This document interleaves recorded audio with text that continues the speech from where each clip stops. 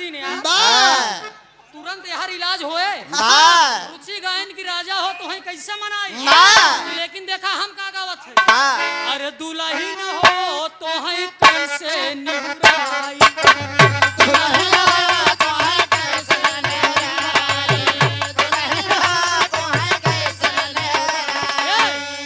अरे बेथुआ के साग खोटत, अरे बेथुआ के साग खोटत, अरे बगैलू चिकनाई। आजकल ठंडी में बेथुआ के साग ज्यादा लोग खाते हैं, समझा। अरे बेथुआ के साग खोटत गैलू खिसियाई। दुल्हन कैसे निहुराई।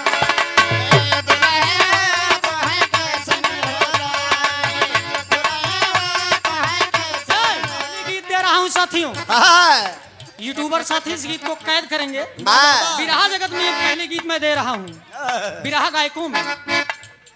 क्या अरे सारी रतिया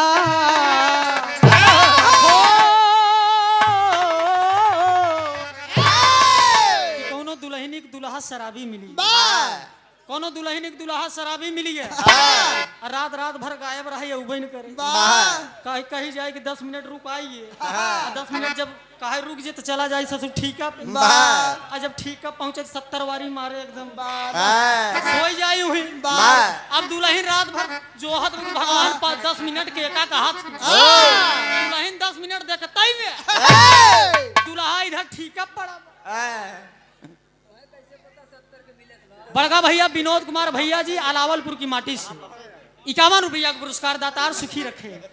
यह दुल्हन कहत बा दुल्हा से कहा अरे सारी रतिया, अरे सारी रतिया बिताया कहाँ हमारे बलन। सारी रतिया बिताया कहाँ हमारे बलन। सारी रतिया बिताया कहाँ हमारे बलन।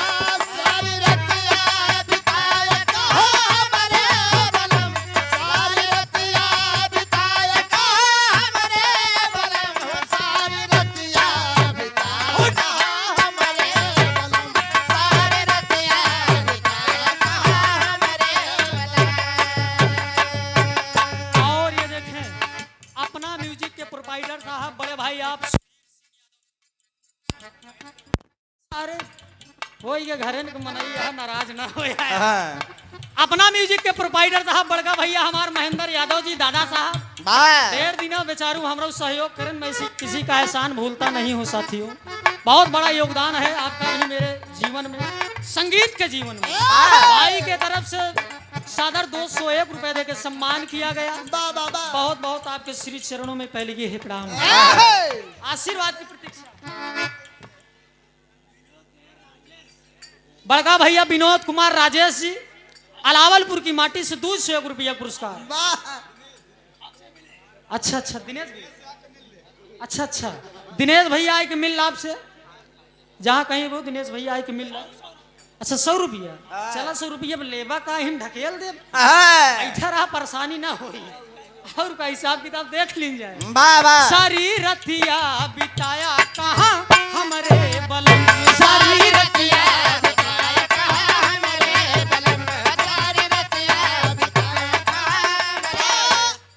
सारी रतिया बिताया कहाँ हमारे बलम। कहाँ यार नेबुआ नौरंगी सपन सब लागे। नेबुआ नौरंगी सपन सब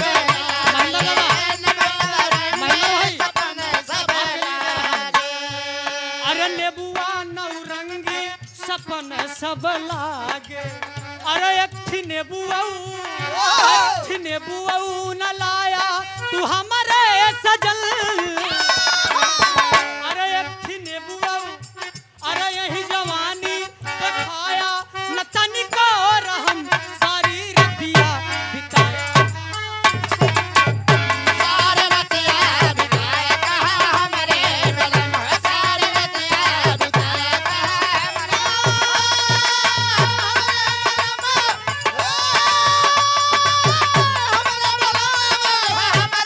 बलन। सारी रतिया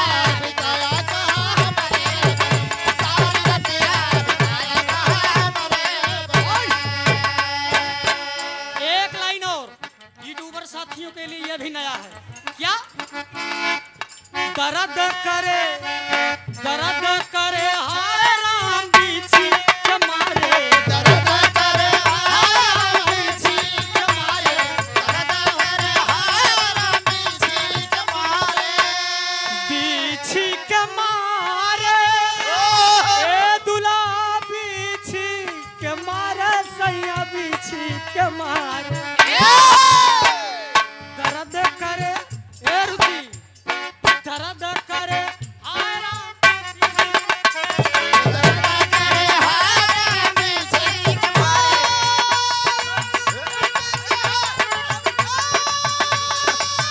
के मारे बिछी के मारे, दर्द करे हाय बिछी के मारे, दर्द करे हाय बिछी के मारे।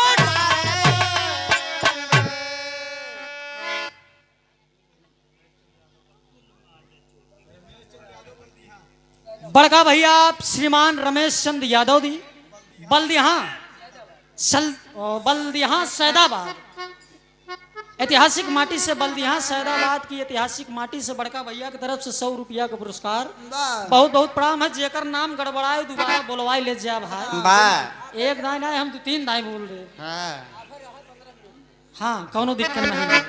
मैं ससुराल नहीं जाऊंगी, मैं ससुराल नहीं जाऊंगी, अरे डोली रख दो कहारो, मैं ससुराल नहीं जाऊंगी, डोले रख दो कहारो, मैं ससुराल नहीं जाऊंगी, डोले रख दो कहारो। सैया सैया मिला बड़ा हल्का भगवान कसम, सैया मिला बड़ा हल्का भगवान कसम, सैया मिला बड़ा हल्का भगवान, सैया मिला बड़ा हल्का भगवान कसम, सैया मिला बड़ा हल्का भगवान कसम, सैया मिला बड़ा हल्का भगवान कसम, सैया मिला बड़ा हल्का भगवान कसम। कहाँ रे सैया मिला बड़ा हल्का रे भगवान कसम। कोनो दुल्हनी दुल्हा तनी हमारी नहीं पतरवार मिली। जब ससुरे से अपने नैहरे गई, जब 2-4 ठोकर रमकलिया है, जब सहेली मिलिल, कलौता प्रभौता है, जब नहरप मिलिल, जब घास छोले गई, जब मुलाकात भाई तो वही दुल्हन बतावेला सखी से रोई रोई बतावत कि सैया मिला बड़ा हल्का भगवान कसम। का ये दीदी सैया दुल्हा हमार हल्का मिला लेकिन कौनो दिक्कत नहीं। लेकिन दिक्कत का बा कहाँ रे दुल्हा मिला बड़ा हल्का रे भगवान कसम, कहाँ रे राजा मिला बड़ा हल्का रे भगवान कसम, कहाँ रे ओसे चले नाही नलका भगवान। कैसे चला नहीं नलका भगवान कसम, कैसे चला नहीं नलका भगवान,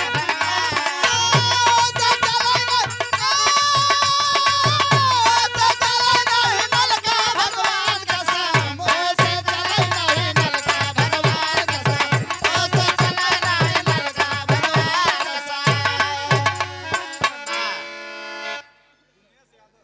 बड़का भैया हमारे श्रीमान दिनेश यादव जी अलावलपुर की माटी से 500 रुपया के नोट में से 101 रुपया का पुरस्कार।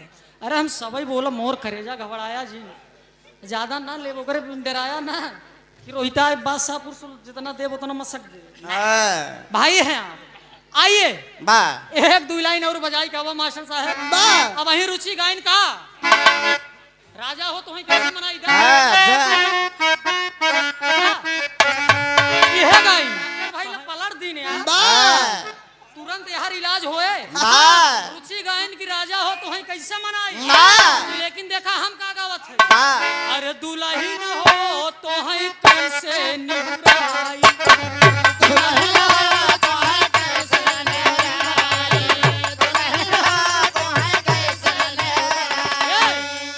अरे बेथुआ के साग खोटत, अरे बेथुआ के साग खोटत, अरे बगैलू चिकनाई। आजकल ठंडी में बेथुआ के साग ज्यादा लोग खाते हैं, समझा। अरे बेथुआ के साग खोटत गैलू खिसियाई, दुल्हन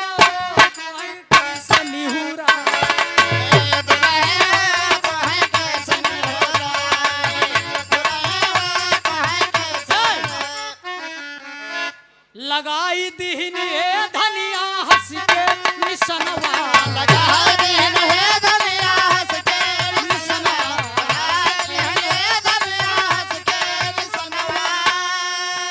दुनिया में पतिव्रता अरे दुनिया में पतिव्रता बनई के करनवा लगाई दीन हे धनिया दुई गाई सनवा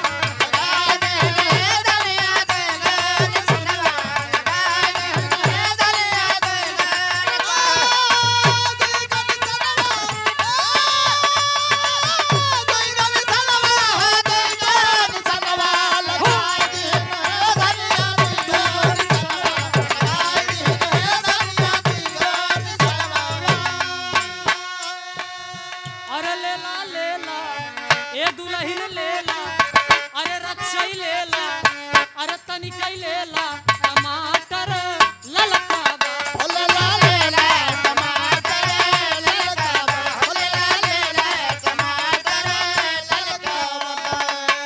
लैला बड़का भैया अनिल यादव जी 100 रुपया का पुरस्कार देवली की ऐतिहासिक माटी से ने अच्छा अच्छा देवली की माटी से 100 रुपया का पुरस्कार बड़का भैया की तरफ से अच्छा अनिल भैया आपसे निवेदन भाई जहाँ कहीं हो स्टेज लगे आई जल्दी आवा आई जा दिनेश भैया हमार जोहत है लगी रहे वही लाइन अरे लेला लेला अरे लेला लेला टमाटर गोलका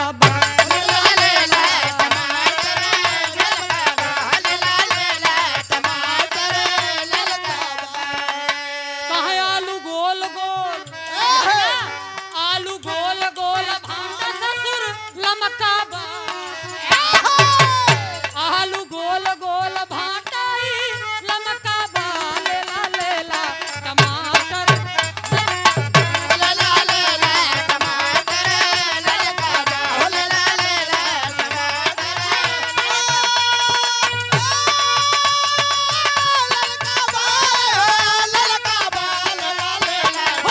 बहुत अच्छी बहुत अच्छी।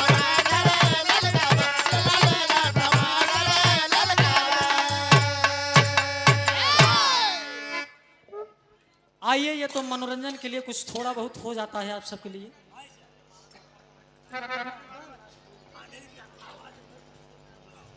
ए मोर भैया बड़का भैया अनिल भाई जहाँ कहीं भी हो चला हुआ स्टेज के बगले दिनेश भैया याद कर रहे हैं अनिल यादव भैया चले आइए दिनेश भैया याद कर रहे हैं मंच के बगल में तुरंत आई जा 3-4 बार बोल दे अब सुनो भैया जहाँ तक आवाज जात हो सुनत हुई कहा तुम यार के आ यार आई जा मोर भाई 100 रुपया का पुरस्कार बहुत बहुत प्रणाम है आइए बड़ा शानदार भी रहा और बगल के मन से वहीं आप सब सुना रुचि जी बताऊ भाई बहन वीर अभोरिक की शादी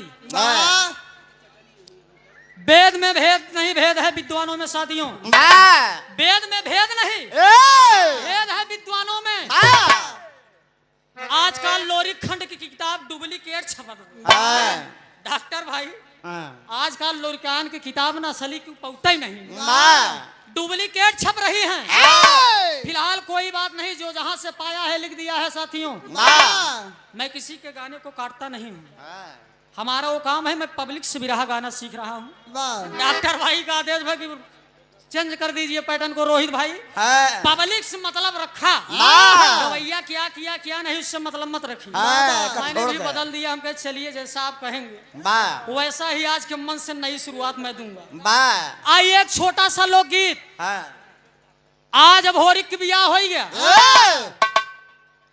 अभोरिक के ब्याह केवला पतिया के साथ केवला पतिया जब अपने घरे आई आज सुहाग रात के बेला सेज पे इंतजार कर रही है अपने दुल्हा अपने राजा के अभोरिक एकदम मेंटेन राजा तैयार भा कि आज गोल्डन नाइट है तैयार हो एक बात चल रहे जब चल रहे तो एक लाइन तर्जबा 2 मिनट लोकगीत ओकरे बाद कि चाप के कर हुआ हम बिहार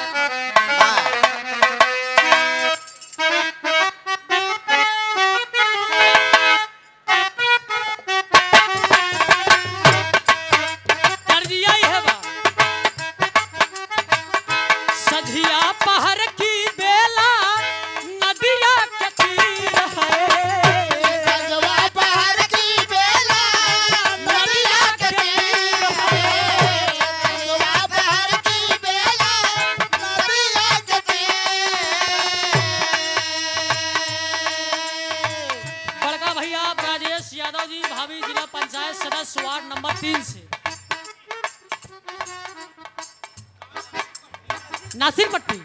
अच्छा अच्छा, नासिर पट्टी के ऐतिहासिक माटी से बताया। नासिर पट्टी में ढेर रिश्तेदारी बिराजू, चल के प्रचार हम खुद कर लिया। भाई के तरफ से 201 रुपए देकर सम्मान किया गया अजय भैया के तरफ से। बहुत बहुत प्रणाम है, आशीर्वाद की प्रतीक्षा है। लेकिन आज दुल्हनी के मन के दुल्हा, दुल्हा के मन के दोनों मामला एकदम फिट।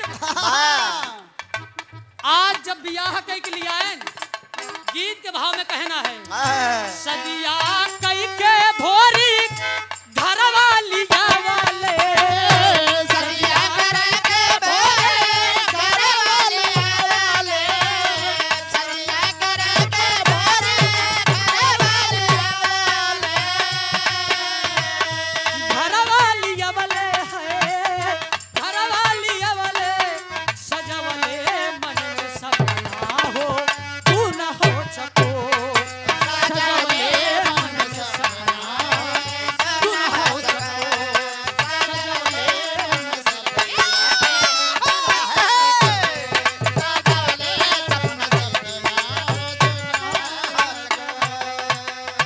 आप कहानी इसलिए बता रहा हूँ, रुचि जी ने कहानी अधूरी छोड़ा, इसलिए मैं चाह रहा हूँ कि 2 मिनट के लोकगीत में हम एकदम सारांशवई बता दी पलट दे। सबकी अलग अलग खोज है, मैं किसी को खोज को काटूंगा नहीं।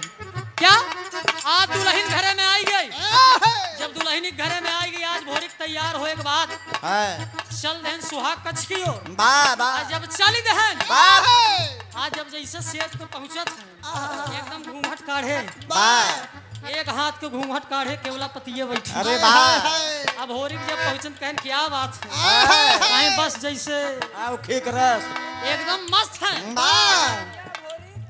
पहला लाइन में कहना है भोरी के मन के पवले अपने नगीनावा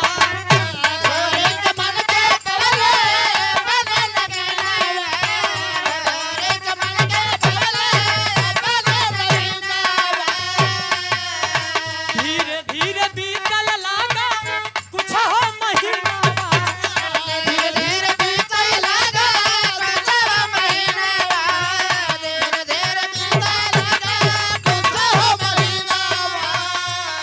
अरे कुछ नगीनावा आंगनवा बीच देखा तब गूंज दिल को। आज सुहाग रात की बेला में जब दोनों परानी मिलन धीरे धीरे समय बीतने लगा साथियों। ये तो खाली हम तनी आगे कहानी बतावत है, ई न लगे कि गवैया करे आगे से नहीं बता। धीरे धीरे दिन बीतने लगा, 1 महीना बीता, 2 महीना, 3 महीना, 4-5 महीना जब बीता, जब 4-5 महीना बीता तब तो मामला गंभीर होइला। कहाँ रे बदन पियर आई गया और बढ़ा गया और तनी बढ़ गया। आए हाय कहाँ रे राम बदन पियर आई गया, कहाँ रे राम बदन पियर आई गया, वही गोड़ होई गया भारी बदन पियर आई गया।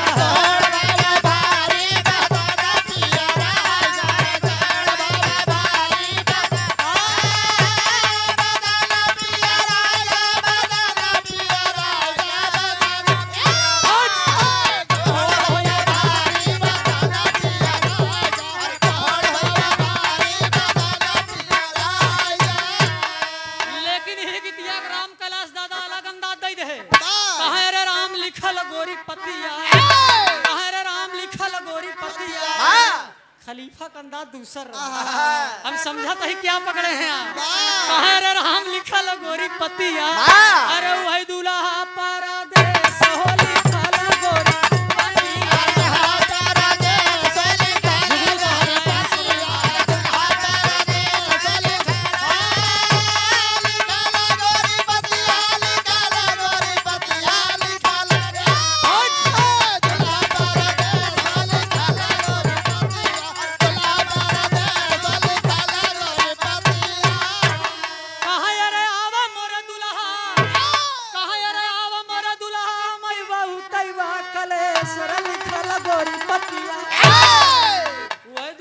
ससुर बसाबा परदेश रे लिखल गोरी कहूँ हफीजो चच्चा के याद कैले याद कैले बकरा भाई वो भी एक महान कलाकार थे हफीज चच्चा उनका कभों कई सिटिया देखी तो कुछ बतिया याद आई ध्यान दात 3-4 महीना 5 महीना 6 महीना जब बीता जब वही 9वां महीना लाग तब तो मामला गंभीर हो ये जब मामला गंभीर हो गया तो गौर करेंगे केवला पतिया एक बेटवा जन्म दे बताई ना भाई शिव भोरिक मानत है जहां पाइन गाय दिन लेकिन अभोरिक 2 बेटवा देखो जोड़ौरा ना आई हम बतावत है नहीं मामला गंभीर हो जाए पहला बेटवा अमरजीत आज जौन हम पढ़े ओके बताओ थे पहला बेटवा अमरजीत दूसरा बेटवा चंद्रजीत कुछ जब दिन बीता जब अमरजीत पैदा भा धीरे धीरे दिन बीत रहा है आंगन में खेल रहा है धीरे धीरे सियान होई लग जब कुछ दिन बीता तो चंद्रजीत भी पैदा हो गया जब पैदा हो गया गौर करेंगे आंगन में एकदम खुशियों की बहार आ गई धीरे धीरे दोनों लड़कियां सयान हो गए जब दोनों लड़कियां सयान हो गए तो अपन दिन कटैला आगे चल के अमरजीत देखा बड़वाल लड़किया रहा अमरजीत के बिया के घरे साथे बजाना था सुदर्शना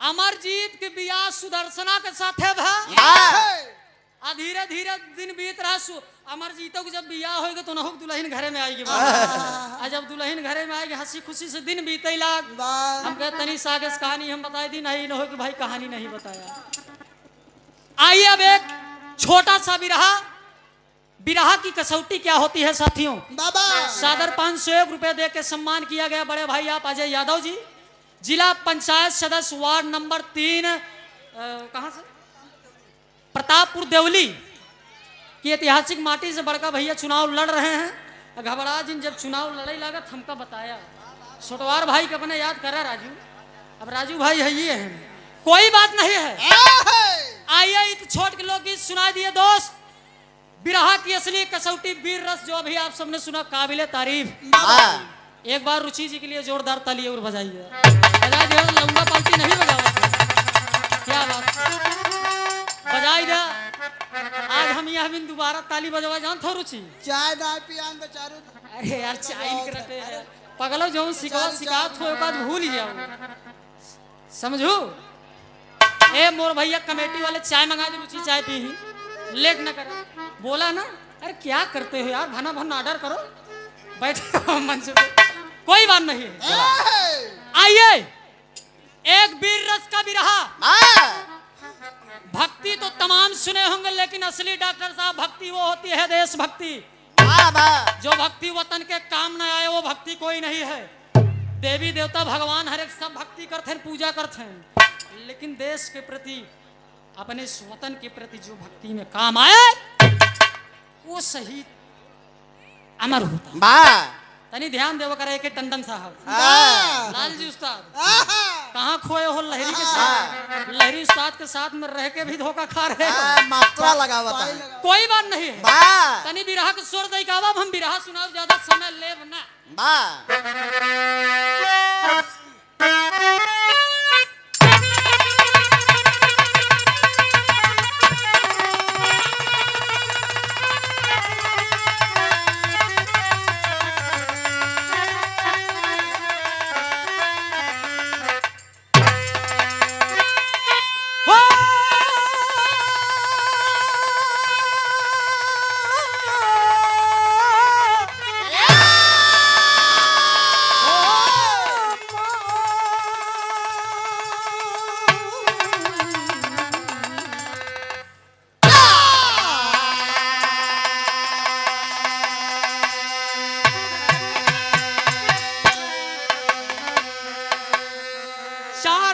कवि जी भूमिका में लिखते हैं उन जवानों के प्रति उन शहीदों के प्रति क्या लिखते हैं लावा मास्टर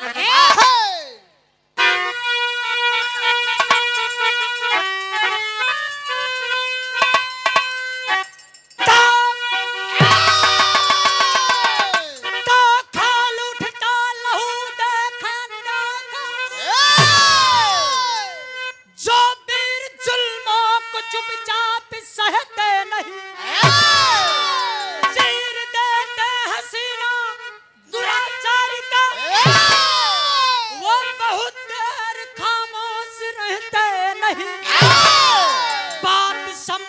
की आ ही जाए अगर भला परवाह जान की कहा करते हैं।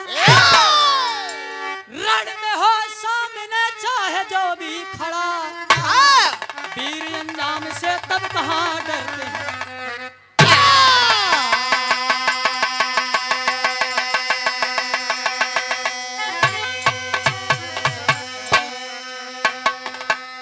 तो रण में हो सामने चाहे जो भी खड़ा, हो जाता है कहीं कहीं 19-20, उतना मत लीजिएगा। ठंडी का महीना वो उतना बाजा से खींच लेगा। गौर करेंगे एक लाइन खवाली के टुकड़ा मास्टर साहब आवाज लगाई के तनी था।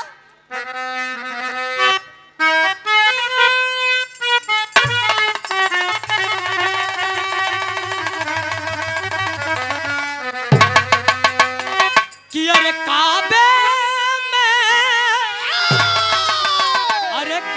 में काबे में कि अरे काबे में तेरा जलवा काशी में नजारा है।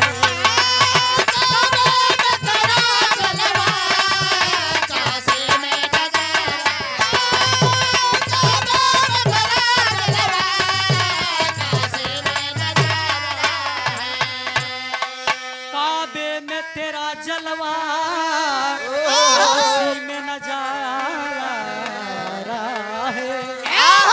हमें ये भी तो प्यारा है, हमें वो भी तो प्यारा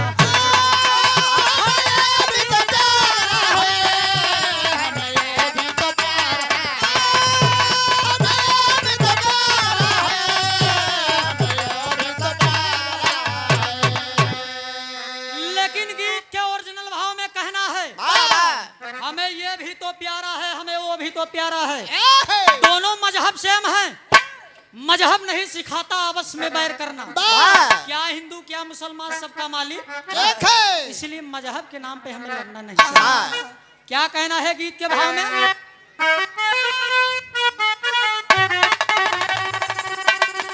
यही कहना है कि अरे छप करके किताबों में इतिहास बनाएंगे।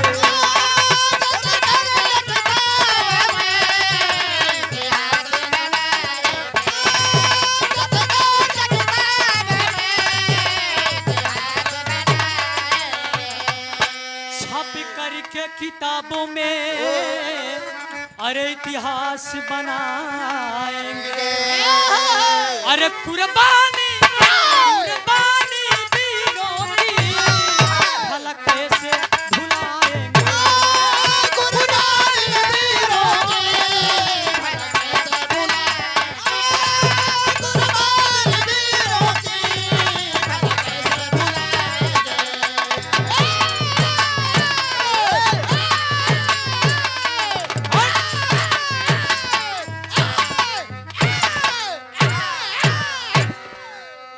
कुर्बानी वीरों की भला कैसे हम भुलाएंगे।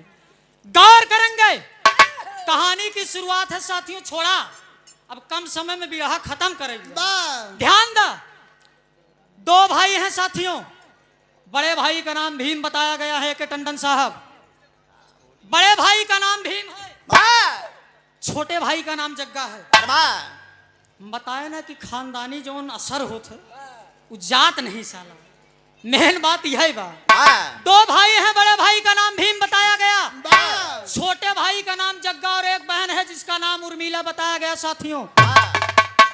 उर्मिला की शादी हो गई और बड़े भाई की भी शादी हो चुकी है। जग्गा छोटा है, तमाम घर का काम आज कर रहा है।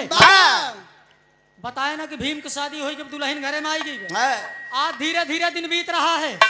जग्गा छोटवार वही एक लड़का, हम यह भी नहीं कहानी बताओ थी, देखा अहिराने में हम अहिरे खानदान की वीर गाथा महू सुनाऊ।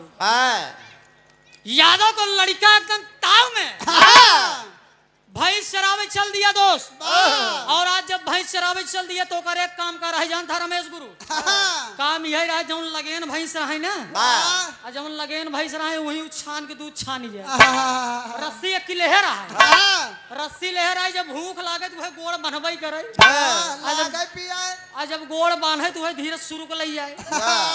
आ जब घरे वाले जब पूछे कहीं काश का हम मामला कुल गड़बड़ाई गया, कहीं बतावा इतना भाई शरद खियावा पियावा जा, लेकिन ससुर दूध ही नहीं देते।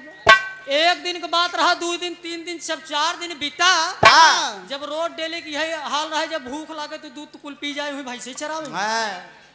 एक दिन शाम की बेला है साथियों, शाम की बेला है, घर पे अपने पहुंचा है, और जब अपने घर पे पहुंचा है तो घर में उसका बड़ा भाई नहीं, भीम नहीं है, काम धाम के लिए गांव में काम करने गया है, मेहनत मजदूरी कर रहा है, अपना परिवार चला रहा है। एक छोटा बेटा भी है।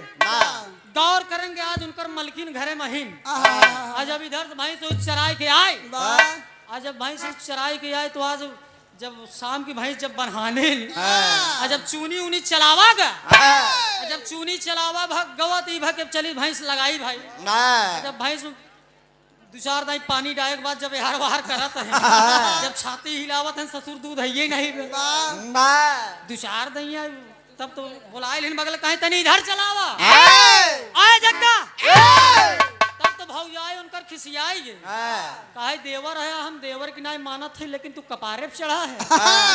भौजाई आज खिसियाई गई, बुला लिया बगली, आज जब बुलाई है दूध को निकलता ही नहीं छाती में से, डांट दिया।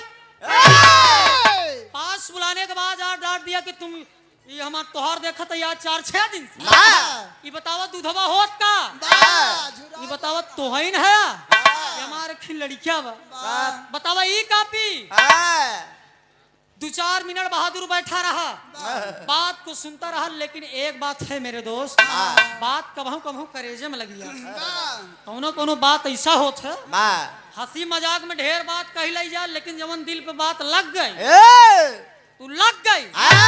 एक बात लग गई जग्गा को, आज उसकी भाभी माँ बोल दिया साफ शब्दों में कि तुम आज से घर नहीं रहोगे,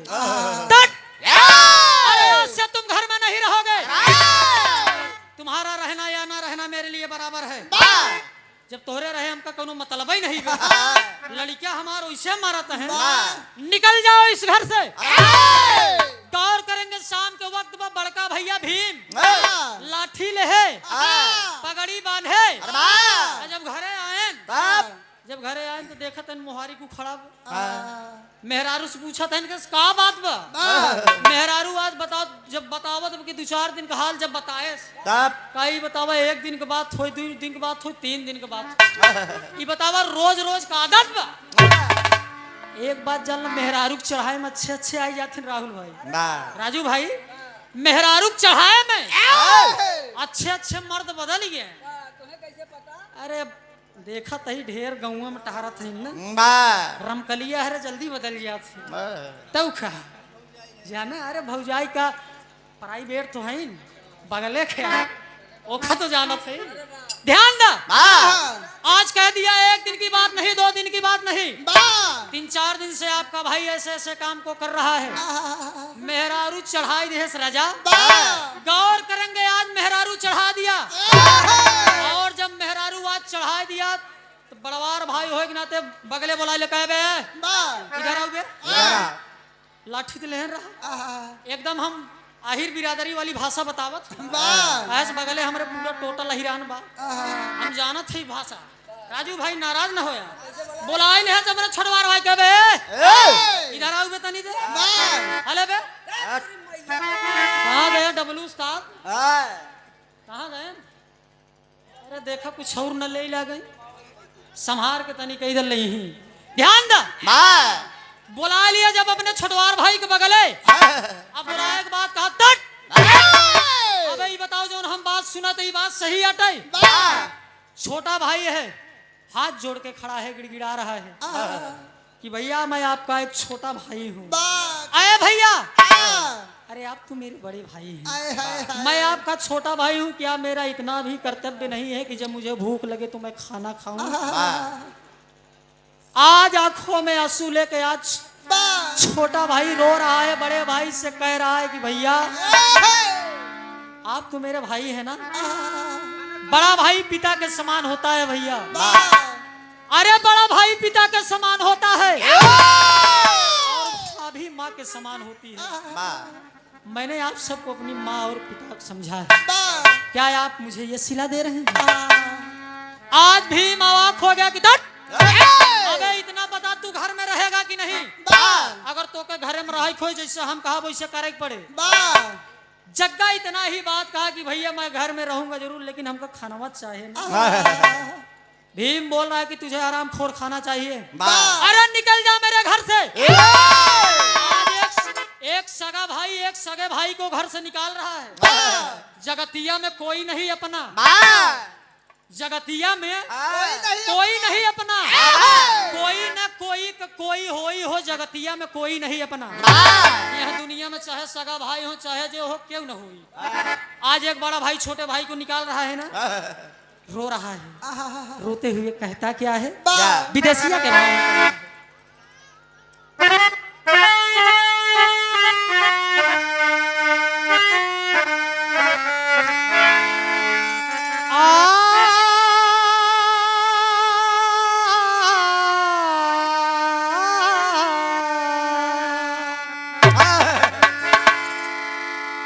बाजा गड़बड़ाइए बेटा, ठीक है। हेलो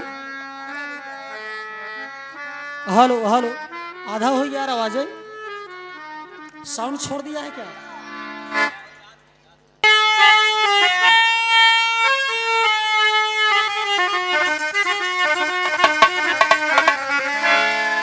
मिथिवा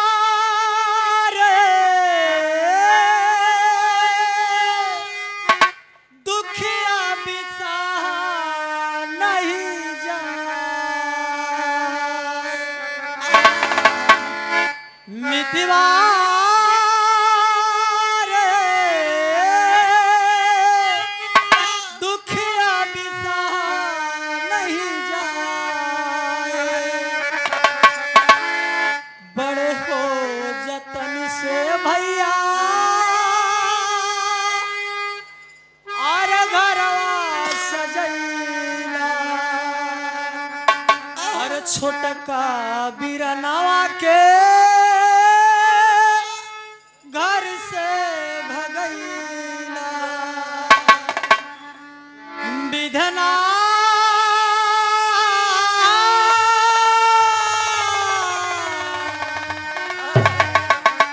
विधना दुखिया बिसा नहीं जा। गौर करेंगे आज घर से निकलने के बाद भाई और भौजाई घर से निकाल दिए। याद आ गई कि मैं जाऊंगा कहाँ। मन में विचार कर लिया कि एक मेरी सगी बहन है जिसका नाम उर्मिला है। विचार कर लिया मन में और पहुंच गया कहाँ साथियों? पैदल ही पहुंच गया, एकदम भूख प्यास के मारे एकदम जान जाता। सुबह की बेला है, सुबह की बेला है। अपने जब बहन के घर में आज पहुंचता है साथियों, जब घर पहुंच गया तो आज उसकी बहन दरवाजे पे खड़ी है। जब दरवाजे पे खड़ी है और दरवाजे पे खड़ी है, पानी को भर रही है। छोटा भाई आज पहुंचने के बाद अपने दीदी के चरणों में गिर गया कि दीदी। आज जब उर्मिला बहन लगती है तो आँख हो गई। आए जग्गा, आखिर तुम यहाँ कैसे आ पहुंचे? सारी बात बताने लगा कि दीदी ऐसी ऐसी बात है। आज उर्मिला सोच रही है कि अगर तुम बिना बताए मेरे घर पे आए हो, अरे बिना बताए घर पे आए हो, अगर कल अगर भैया को ये बात मालूम चलेगी तो मेरे ऊपर क्या बीतेगी। चले जाओ यहाँ से। लेकिन गौर करेंगे, भूखा है प्यासा है एक दिन का, कह रहा है कि दीदी कुछ खाने को दे दो, दीदी दीदी कुछ खाने को दे दो, एक दिन से खाना नहीं खाया हूँ, भूखा हूँ दीदी। आज भाई रो रहा है लेकिन बहन गुस्से में लाल है कि नहीं मैं तुम्हें खाना नहीं दूंगी क्योंकि तुमने भैया के बगैर इजाजत के यहाँ पे आया। चले जाओ, हो सकता है जितनी जल्द चले जाओ यहाँ से। गौर करेंगे आज भाई रो रहा है कि दीदी मैं तेरा भाई हूं ना। वाह अरे इसी कलाई में तुम राखी बांधती थी, आज वही भाई भूखा है, तुझे एक रोटी नहीं दे रही हो। कैसी तुम बहन हो। आज रोने के बाद कह रहा है क्या, अरे कई दिन का भूखा दीदी मिलना भोजन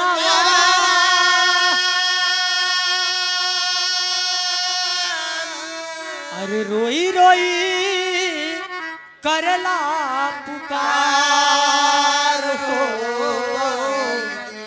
रोई रोई करेला पुकार।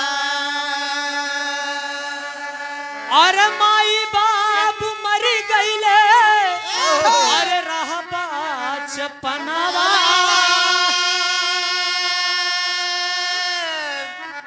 अरे कहे छोड़ी दे हमरो दुआर हो। छोड़ी दे हमारा दुआर। आज बहन ने भोजन देने से मना कर दिया। जग्गा भूखा है, प्यासा है 2 दिन का, एक बासी रोटी का टुकड़ा भी नहीं मिला। बहन ने साफ मना कर दिया कि चले जाओ मेरे घर से। और जब इधर मारे गुस्सा में जग्गा चल दिया, अरे ऐसा रिश्ता किस काम का जो रिश्ता एक रोटी ना दे सका। ऐसा रिश्ता किस काम का जो एक रोटी ना दे सका। रो भी रहा है और हंस भी रहा है। रास्ते में चल दिया। गौर करेंगे अंग्रेजी हुकूमत का सिक्का चलता था साथियों। अंग्रेजी हुकूमत का सिक्का एकदम जमा रहा। गौर करेंगे रास्ते में 2-4 अंग्रेजी सिपाही हरामखोर। एक लड़की है जिसका नाम यशोदा बताया गया।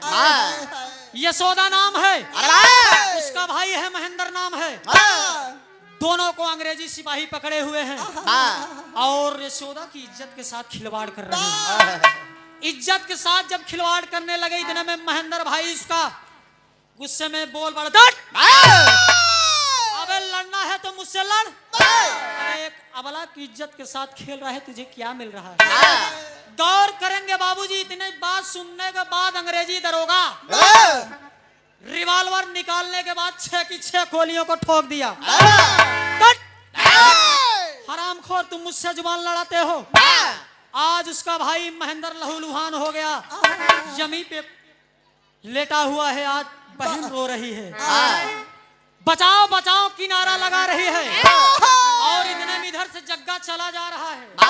तो शांत होइए, भी 2-4 दिन खाना नहीं खाए। गुस्सा में चला जा, तो जब सुने कि कोई आवाज दे रहा है, बचाओ बचाओ की आवाज दे रहा है, और जब देखा कि 2-4 सिपाही हरामखोर किसी अबला के साथ गलत काम कर रहे हैं, उसकी इज्जत को लूट रहे हैं, पहुंच गए और कॉलर को पकड़ लिया। आज यशोदा कह क्या रही है कि मेरे भैया कन्हैया शकुन मेरा तुम, यही बतिया करे खलीफा वाली लेनी। अरे मिल गए हो अगर प्यार के मोड़ पर, अरे मिल गए हो अगर प्यार के मोड़ पर, आज मिलने मिलाने का वादा करो।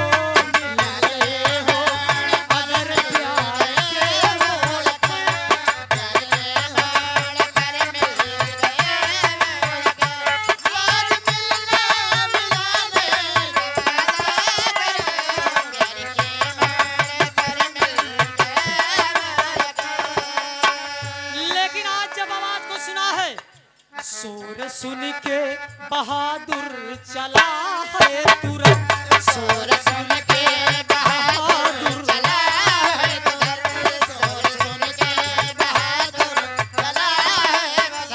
हाल देखा लहू तब उमड़ने लगा, शोर सुन के बहादुर चला है तुरंत, शोर सुन के बहादुर चला है तुरंत।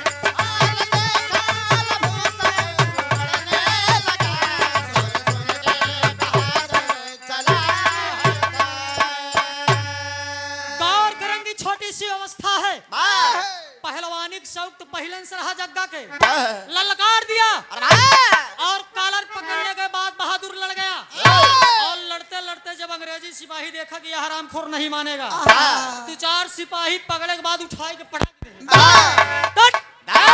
अबे तुम मुझसे लड़ रहे हो, साले तुम मुझसे लड़ रहे हो, तुम जानते नहीं हो कि मैं कौन हूँ। आज जग्गा जमीन पे गिरा पड़ा है। इतने में गांव के जाने माने मुखिया ठाकुर निर्मल जी उनके साथ में करीम खान उस्ताद जी पहुंच जाते हैं। लग रहे हैं कि अगर मैं नहीं जाऊंगा तो साले मार डालेंगे बच्चे को। और जब पहुंच गए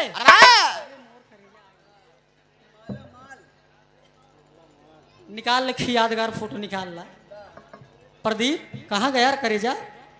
और ये देखें मेरा छोटा भाई बरेने की ऐतिहासिक माटी से हमारे मामा का लड़कियां हैं। ले ले फोटो।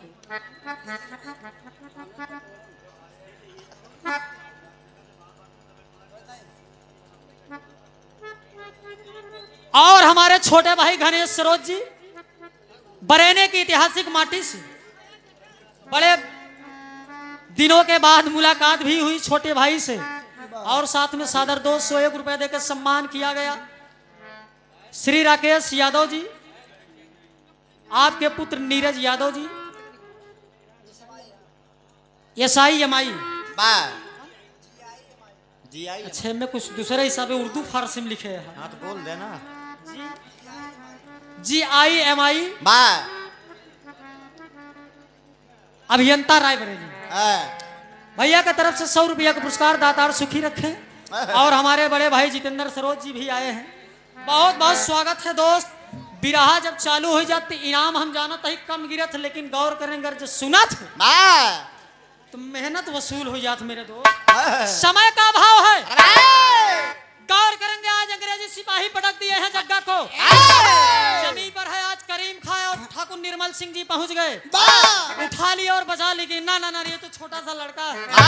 अरे आप ऐसे करवा, हाथ को जोड़ लिए। आज अंग्रेजी सिपाही कह रहे हैं कि तुम्हारी बात है मैं छोड़ रहा हूँ इसे, तुम्हारी बात पे मैं छोड़ रहा हूँ। अगर आइंदा ये दोबारा कभी दिखा इसे जान से मैं गोली मार दूंगा। लेके चले जाओ मेरी आंखों के सामने से।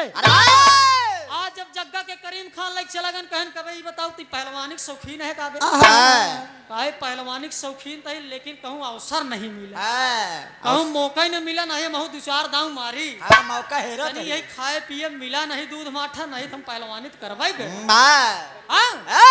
करीम खान चचा कुश्ती के बड़ा शौकीन होकर गुरु रहे। आज ले जाने के बाद अपने अखाड़े में ज्वाइन करवा दिए कि तुम लड़ो पहलवानी सीखो, मैं तुम्हारा खर्चा देखूंगा। आज जब चल दिया, आज करीम खान उस्ताद के जब अड्डे पे पहुंचा एकदम जोर आजमा रहा है, जोर को आजमा रहा है। धीरे धीरे दिन बीत रहा है। गौर करेंगे एक दिन की बात है, अरे एक दिन की बात है। एक अंग्रेजी पहलवान माउथ स्पेन तमाम हिंदुस्तान के पहलवानों को चैलेंज कर दिया। अरे है कोई वीर हिंदुस्तान में तो आके मुझसे पंजा मिला ले। खुली चुनौती को दे दिया। आज जब इतनी बात को जग्गा सुना तो कि मतलब कि हमारे रहतबे हरामखोर चुनौती को दे रहा है, अखाड़े में गदा को भाज रहा है। घबरा जिन तो आज चुनौती हम स्वीकार करो। तेरी के भाव में कहना है गुरुदेव।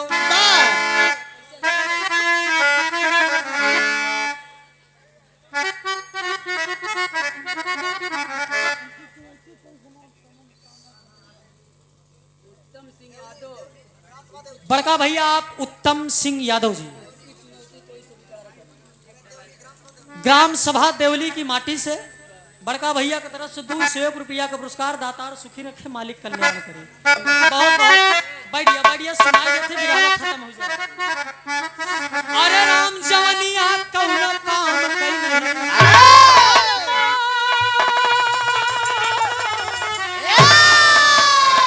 अरे राम जवनिया कौनो काम कई नहीं। अरे जाई शान नचाई जाई जिंदगी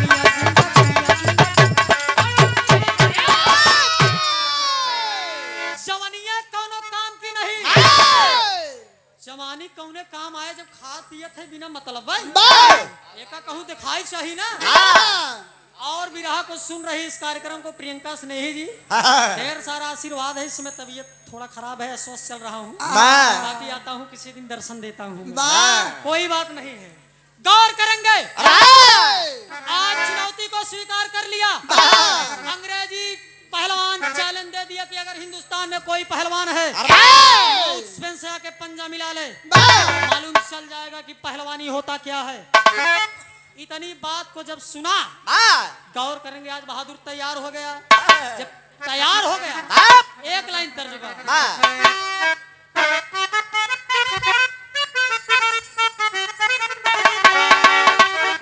कि पिया परदेसिया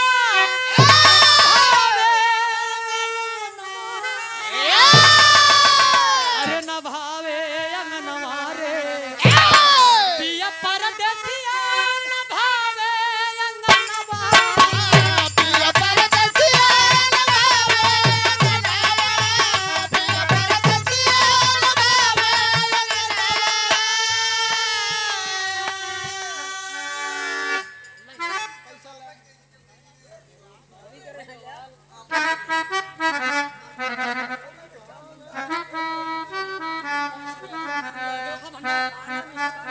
बड़का भैया उत्तम सिंह यादव जी, मिष्ठान और भोजन भंडार, देवली की ऐतिहासिक माटी से 500 रुपया के नोट में से 100 रुपया का पुरस्कार। अरे वाह, बड़ा दिन ज्यादा ना ले भैया के बहुत बहुत पहले है, प्रणाम है, आशीर्वाद की प्रतीक्षा है। कहना है दाई तो सुरती लेता है का नहीं ले लो, फुर्ती जरूरी है, दुनिया ही आजकल ले वाह बनावा तनी खैनी ये हो बुढ़ऊ दादा, मेहर न चुनौती दे ले धैले बा बेचैनी, बेचैनी बनावा तनी खैनी। गौर करें,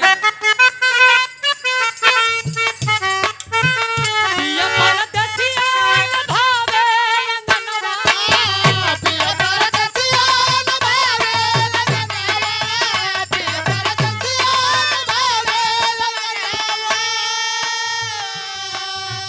बिरही बनल बात जारी, अरे मोरी उड़ी उड़ी जाले अचरिया,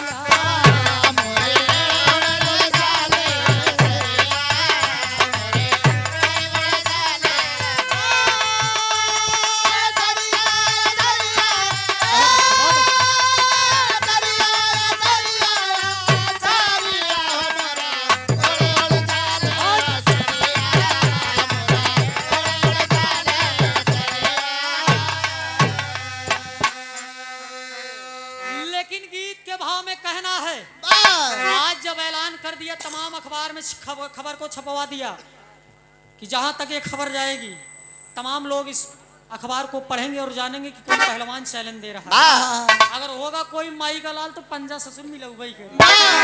यही सोच के अखबार में आज छपवा दिया कि गोरा पहलवान हिंद लंदन में आया,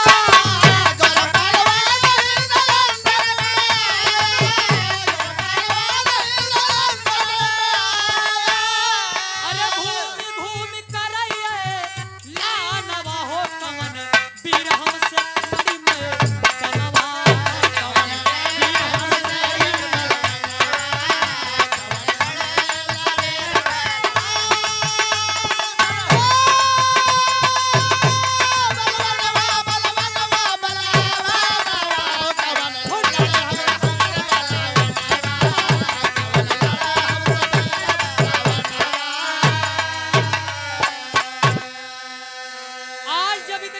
सुना है।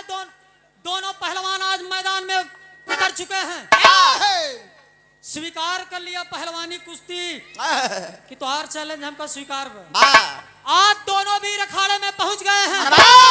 इधर से अंग्रेजी हरामखोर पहलवान माउस पेन और इधर से भारत का लाल जग्गा पहलवान। बड़का भैया आप उत्तम सिंह यादव जी, देवली की माटी, 51 रुपया का पुरस्कार। पहले की प्रणाम, आशीर्वाद की प्रतीक्षा बा। आज दोनों भी अखाड़े में पहुंच चुके हैं। पहुंचने के बाद अब तमाम सिपाही घेर के खड़े हुए हैं। अंग्रेजी सिपाही गन लेके तैयार हैं। तमाम हिंदुस्तान के भी लोग वहां पे जमा हो रहे हैं, एकत्रित हो रहे हैं। यहाँ दो वीरों का मुकाबला है। और पहलवानी एकदम जोड़ तोड़ पे बा। बड़का भैया पिंटू साउंड सिस्टम 100 रुपया का पुरस्कार भाई का ये सिस्टम लगा है। मालिक करें और एकदम अमलवा की माटी से भगवान करें और तरक्की करें। मालिक का आशीर्वाद आप पे सदैव बरसता रहे। 100 रुपया का पुरस्कार।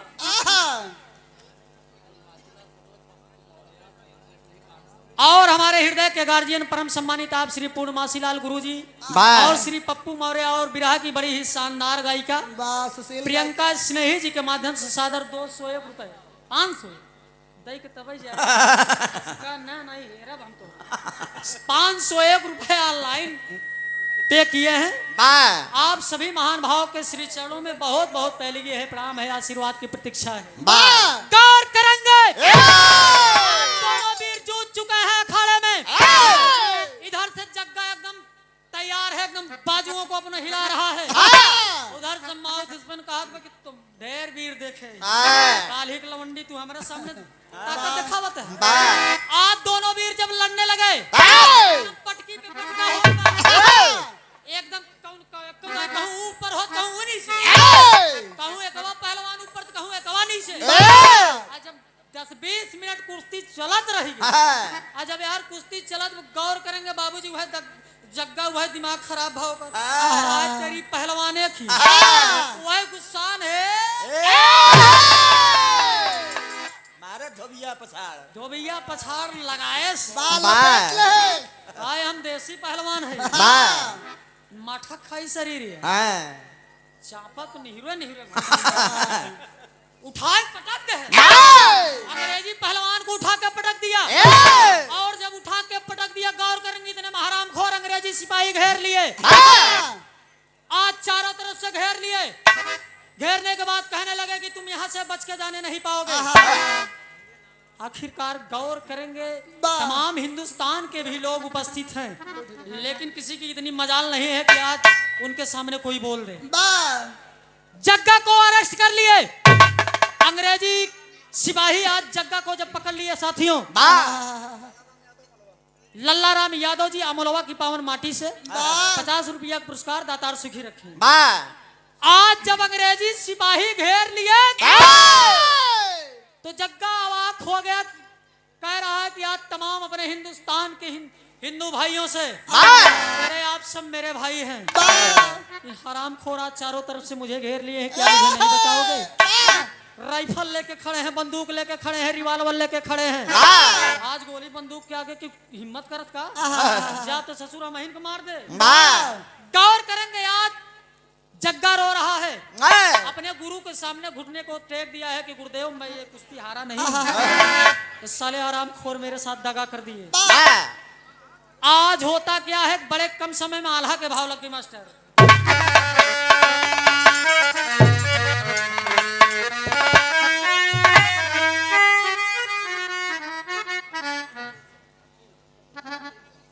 और परम सम्मानित आप श्रीमान प्रदुम कुमार जय साहब, आपके करकमलों द्वारा ये सादर 201 रुपए देके सम्मान किया गया।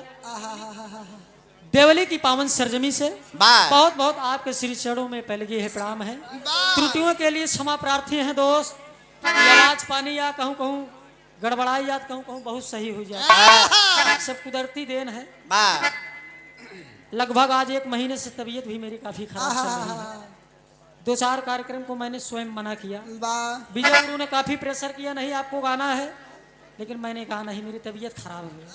आज ही कार्यक्रम अब राजू भाई के देने हम कहे चला गाय देव भाई, लेकिन जमन लही तमन लही।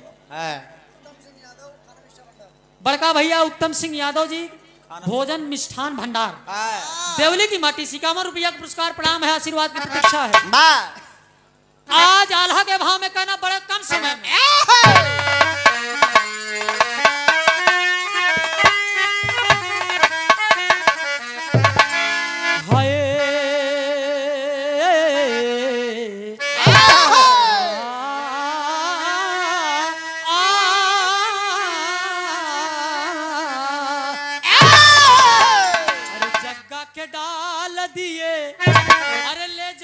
लखनवा बाबू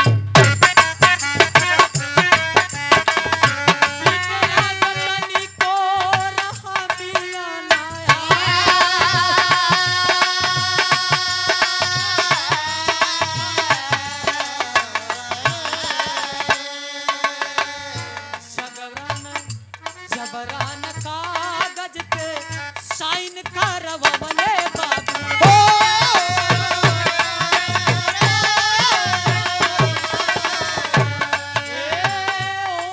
दोबारा कुश्ती अब सुन लाए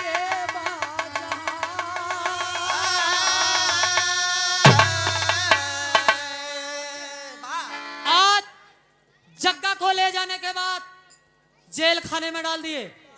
एक है टंडन साहब, जब जेल में डाल दिए आज हरामखोर कोड़ों की बारिश कर रहे हैं।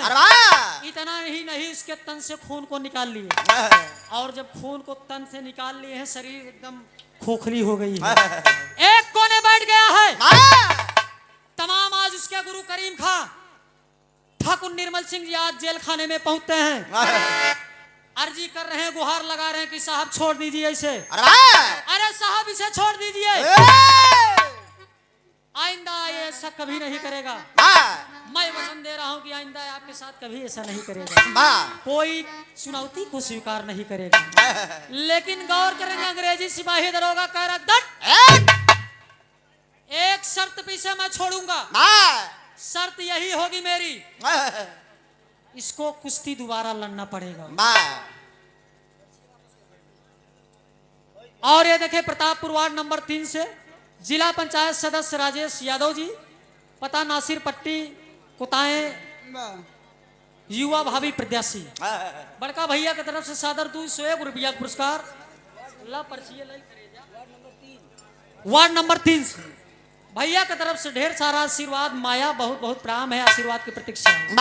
गौर करेंगे, आज अंग्रेजी दरोगा कह दिया कि मैं इसे एक शर्त पे छोड़ूंगा।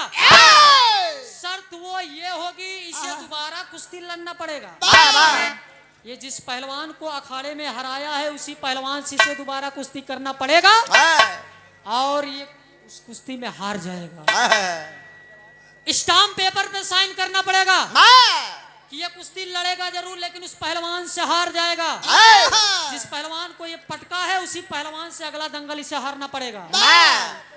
करीम खान सोच रहे हैं कि ठीक है साहब, ये कुश्ती को हार जाएगा। आज गुरु के कहने पे साइन कर दिया जग्गा कि ठीक आप कह रहे हैं तो मैं साइन कर रहा हूँ कि कुश्ती हार जाऊंगा, लेकिन अपने मन में सोच रहा है, विचार कर रहा है कि हरामखोर मैं अपने जीवन में जब तक मेरे शरीर में जान है तब तक मैं लड़ता रहूंगा। बड़का भैया कन्हैया लाल गौर जी चक्की वाले अमोलवा कला की ऐतिहासिक माटी से 100 रुपया का पुरस्कार, बहुत बहुत पहलगी है, प्रणाम है। आज स्टाम्प पेपर पे साइन करवाने के बाद जग्गा को आज दोबारा कुश्ती के दंगल में उतारा गया है। आज तमाम हिंदुस्तानी फिर एकत्रित हुए हैं, तमाम लोग जमा हुए हैं। एक बार तो पटक दिया है ये वीर, लेकिन तमाम लोगों को ये नहीं मालूम है कि जग्गा स्टाम्प पेपर पे साइन कर दिया है कि मैं कुश्ती हार जाऊंगा। माउथ स्पेन तैयार होकर जैसे ही मैदान में आया, अंग्रेजी पहलवान माउथ स्पेन आज अखाड़े में तैयार है बदला लेने के लिए। इधर से जग्गा भी एकदम शरीर का खून निकल गया है, शरीर में वो ताकत नहीं रह गई है। फिर भी आज हाथ मिला लिया, अखाड़े में जाने के बाद हाथ को मिला लिया। और जब हाथ को मिला लिया तो खड़ी के भाव में कहा मास्टर साहब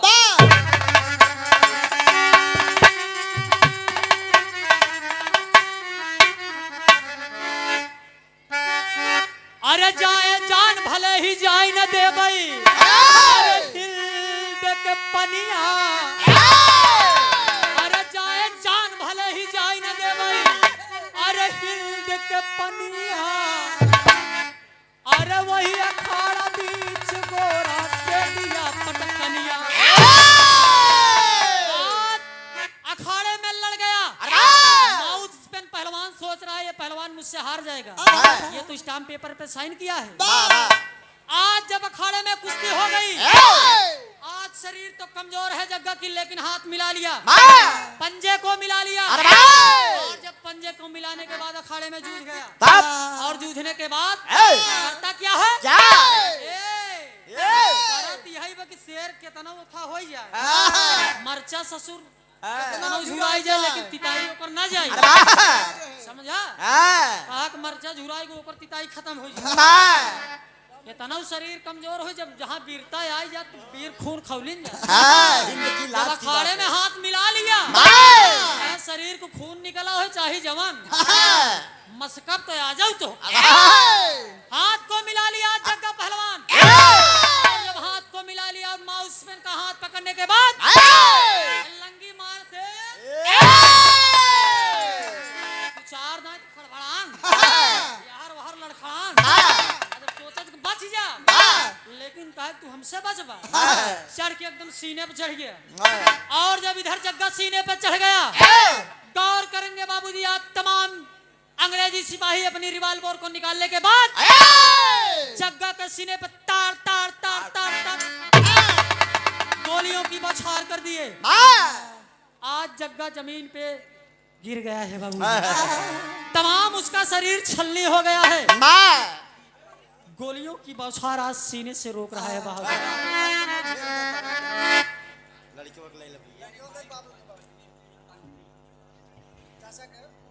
अरे पुराना चाहिए वैसे थिमायदार डराता है खुदे तो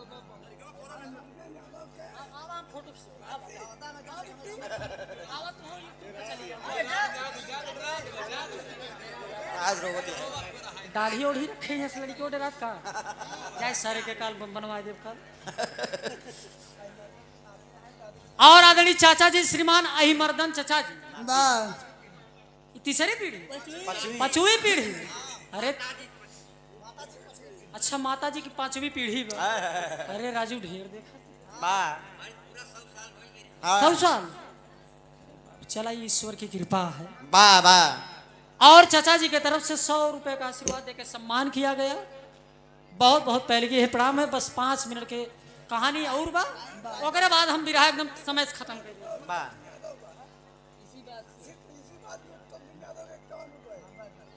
बड़का भैया उत्तम सिंह यादव जी देवली की माटी से यह बात हो बा 51 रुपए का पुरस्कार बहुत बहुत प्रणाम है गलतियों के लिए क्षमा प्रार्थी है दोस्त बा आज तमाम गोलियों की बौछार हो गई एक टंडन साहब आज गोलियों की जब बौछार हो गई बहादुर आज जमीन पे गिरा है और जब जमीन पे गिरा है इतने में बा उसका भाई भीम भीम भी उपस्थित है अपने भाई की कुश्ती को देख रहा था छुप के बा गौर करेंगे भाई की ममता ममता होती है एक भाई कितना भी नालायक हो लेकिन भाई भाई होता है आज भीम खड़ा है भीड़ में जब देख रहा है कि मेरे भाई की शरीर छलनी हो गई है हराम खोरों ने गोलियों की बौछार से शरीर को छलनी कर दिया आज पहुंच के रो रहा है अपने भाई को शरीर को उठाया है आज रो रहा है जग्गा रो रहा है कि भैया कम से कम आज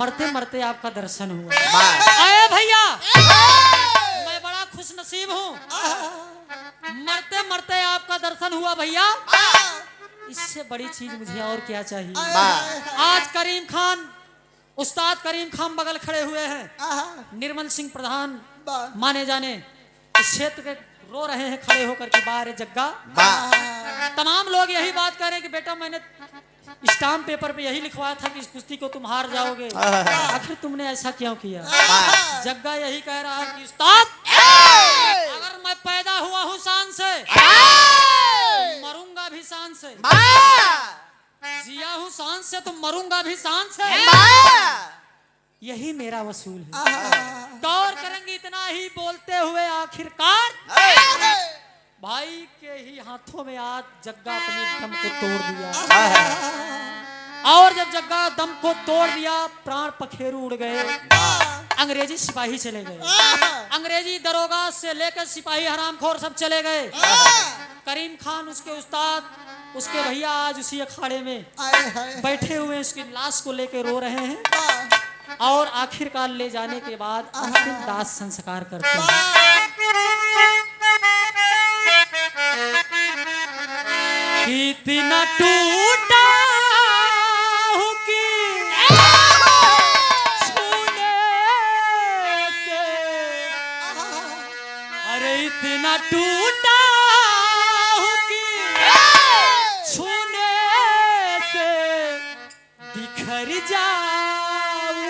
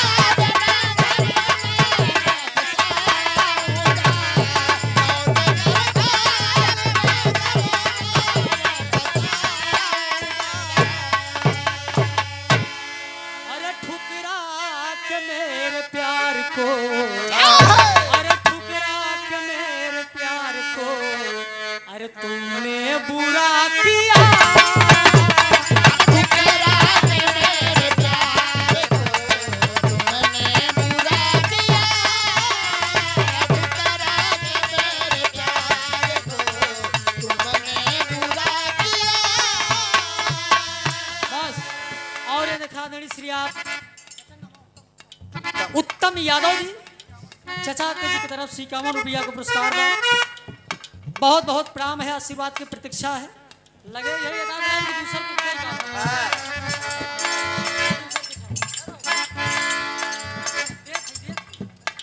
काहे मिला ना करेजा।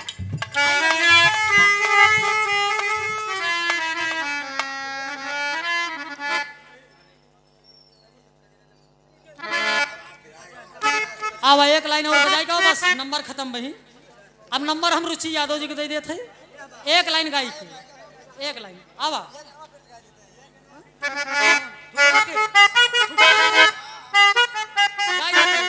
गावत है का लगावत है गुरुदेव। हाय हाय हाय रे कजरा लगावली कहाय रे बिदिया सजवली। ए रुचि कौनो दुल्हन का हाथ पकड़ी हाँ दगाबाज बलमा मेरे शौकीन रही। हाय हाय रे कजरा लगावली अरे बिदिया सजवली अरे सैया बिल थुनिया के डारी हो सैया बिन दुनिया के डारी हो सैया बिन दुनिया के डारी गजर लगावले बिजली सजवली गजर लगावले बिजली सजवली सैया बिन दुनिया के डारी हो सैया बिन दुनिया के डारी। और ये देखें उत्तम उत्तम यादव जी चाचा जी आपके तरफ से पुनः 51 रुपया का पुरस्कार। और सैया बिन हम समझते लेकिन नौटंकी वाला मंच ना ही है पैसा ये विराह का मंच है। ठीक बा आवा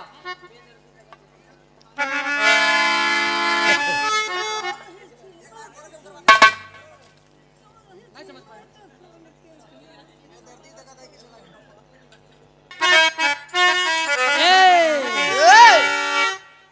क्या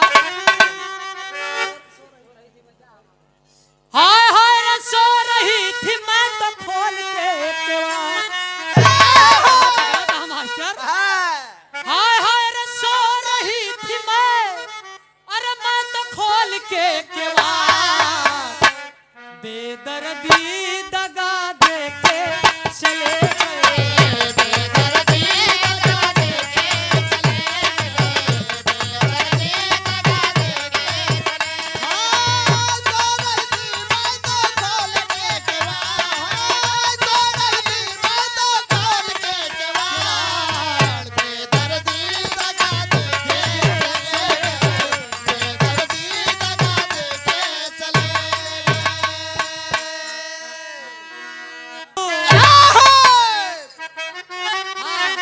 हाय हाय रे पत्थर को अरे समर का अरे समर का समर का समर का समर का। रुचि पहले सांवर कर रही पहला कार्यक्रम याद है ना इलाहाबाद मन सही तब पगला सांवर कर हुआ तो पता नहीं कौन क्रीम लगाओ बार फेयर लवली हम हेरा थे अरे समर का बताए ना हम गोराई जाई का सब गाती लोग बाय फेयर लवली कहा अरे समर का अरे समर का काहे का इतना सताई।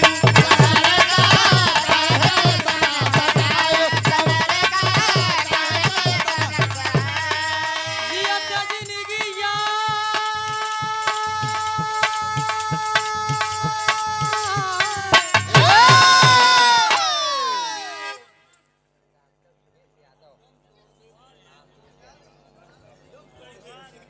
और परम आदरणीय परम सम्मानित श्रीमान आप डॉक्टर सुरेश यादव जी आप श्रीमान जी के तरफ से सादर 501 रुपए देकर सम्मान किया गया देवली की ऐतिहासिक माटी से। वाह वाह चाचा जी की तरफ से ढेर सारा आशीर्वाद, बहुत बहुत प्रणाम है, आशीर्वाद की प्रतीक्षा है। कहे रे झूलनी उतार ले बैगोरिया, अरे झूलनी उतार ले बैगोरिया, अरे कुआं नहीं पे भरई आई बुपानिया, झूलनी उतार ले बैगोरिया, कुआं पे भरई आई बुपानिया, झूलनी उतार ले बैगोरिया, कुआं पे भरई आई बुपानिया।